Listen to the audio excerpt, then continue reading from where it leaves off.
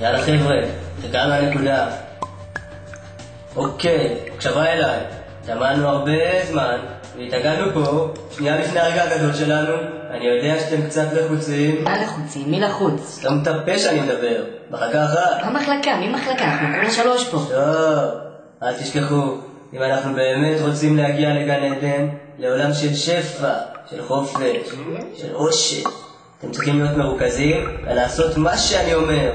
בקיצור, ברגע שאתם רואים את האור הלבן, מתחילים להתקדם לעבר הנקודה, ואז יחד, בדבוקה אחת, באישור שלי קופצים.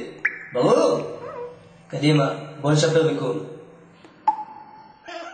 תגיד, המפקד, בקשר ל... וואו.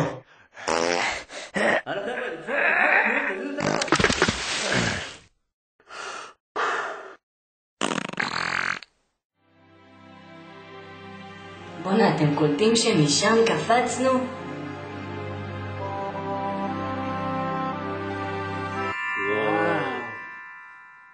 שיו, אני לא מאמין, תראו את האור הזה.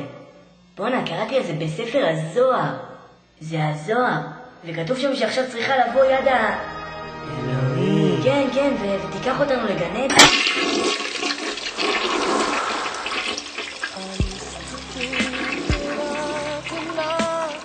איזה יופי פה.